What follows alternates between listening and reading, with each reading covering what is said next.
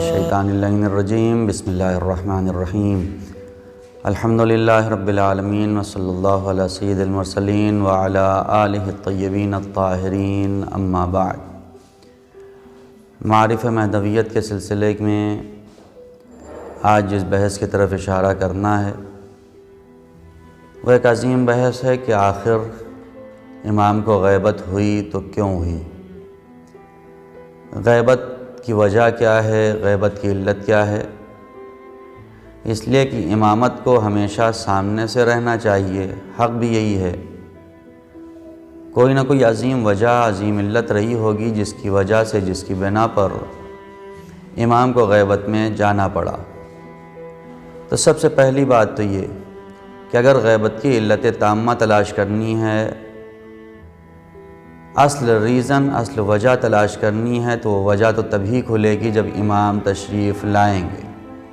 اور روایت بھی ہے، عبداللہ ابن فضل ہاشمی کی روایت، امام صادق علیہ السلام سے آپ نے پوچھا مہدی کے بارے میں، تو آپ نے فرمایا اس سے طولانی غیبت ہوگی۔ عبداللہ نے سوال کیا وہ غیبت کیوں ہوگی؟ کہا اس کا علم کسی کو نہیں، وہ پروردگار جانتا ہے، اور جب امام آئیں گے تو وہ آشکار ہوگا۔ جیسے جناب خضر اور جناب موسیٰ کی داستان میں جناب موسیٰ کے مقابلے میں جناب خضر نے کشتی میں جو سوراخ کیا، بچے کا قتل کیا، وہ دیوار بنائی، تو اس کا ریزن بعد میں کھلا، علت بعد میں جناب خضر نے بتائی جب جدا ہونے کا مرحلہ آیا۔ ویسے ہی اس کی علت تامہ بھی کسی کو معلوم نہیں ہے کہ آخر غیبت ہوئی تو کیوں ہوئی، لیکن بعض روایتوں میں کچھ ریزن بیان کیے گئے ہیں کہ آخر امام غیبت میں گئے کیوں۔ اس میں سب سے پہلی علت روایت میں ہے کہ شیعوں کی آزمائش اور امتحان کے لیے، اس لیے کہ 11 ائمہ ساتھ میں تھے، شیعوں کے ہمراہ تھے، اتنے سال تک ہمراہ رہنے کے باوجود نتیجہ کیا ہوا؟ وہ شیعہ بھی، وہ چاہنے والے بھی اتنے مضبوط چاہنے والے نہیں تھے، وہ چاہنے والے بھی جگہ جگہ پہ شک و شبہ میں گرفتار ہوتے رہے۔ پروردگار چاہتا یہ تھا کہ ان کی آزمائش اور ان کا امتحان لیا جائے۔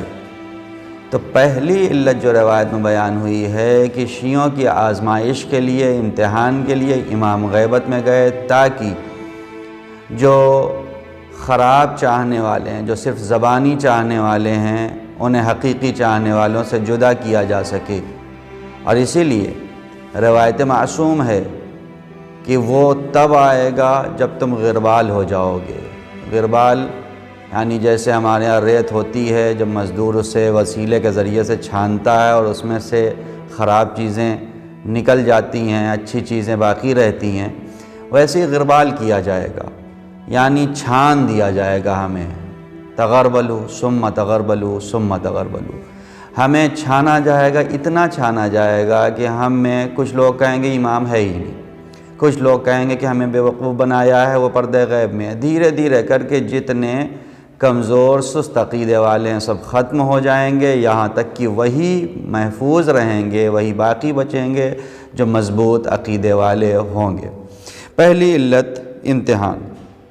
دوسری علت، امام کو غیبت میں اس لیے بھیجا گیا تاکہ امام کی گردن پر کسی بھی ظالم حاکم کی بیعت نہ رہے، کسی بھی ظالم حاکم کی بیعت نہ رہے۔ حسن ابن فضال نے روایت کی امام رضا علیہ السلام سے کہ وہ اس لیے غیبت میں گئے ہیں تاکہ کسی ظالم حاکم کی بیعت ان کے گردن پہ نہ رہے۔ اب لوگوں کے ذہنوں میں یہ سوال آ سکتا ہے کہ ائمہ علیہ السلام نے تو کسی کی بیعت کی نہیں، کسی کی گردن پہ کسی کی بیعت نہیں تھی۔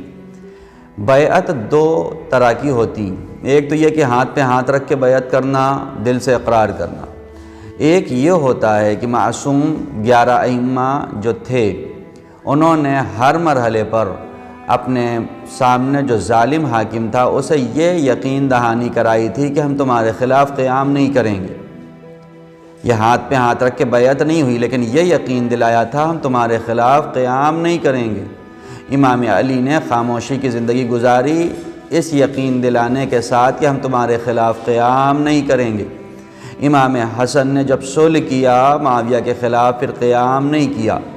امام حسین علیہ السلام بھی امام حسن کے بعد 10 سال زندہ رہے، معاویہ کے خلاف قیام نہیں کیا۔ بیعت گردن پر نہیں تھی، لیکن کم سے کم یہ اطمینان تھا کہ جو صلح ہوا ہے امام قیام نہیں کریں گے۔ لیکن جیسے ہی معاویہ دنیا سے گیا، اب یزید سے ایسے کوئی توافق معاہدہ نہیں تھا، اسی لیے امام حسین نے فوراً 67 ہجری میں قیام کر دیا، یزید سے کوئی معاہدہ نہیں۔ اب چونکہ امام زمانہ علیہ السلام کو قیام کرنا ہے، اگر امام سامنے سے رہتے، فرض کر لیجئے آج کی دولت، آج کی حکومت میں، تو امام کو بھی وہ انہیں اطمینان دلانا ہوتا کہ ہم قیام نہیں کریں گے۔ اور ایک مرتبہ جب امام اطمینان دلا دے تو اطمینان دلانے کے بعد امام اس بھروسے کو توڑتا نہیں ہے، اسی لیے امام کو غیبت میں بھیج دیا گیا کہ جب وہ چاہیں گے، جب اذن پروردگار ہوگا، ڈائریکٹ وہ ظہور کر کے آئیں گے، ظالمین سے انتقام لیں گے، کسی کی بیعت امام کے گردن پر نہ ہوگی۔ یہ دوسری وجہ تھی۔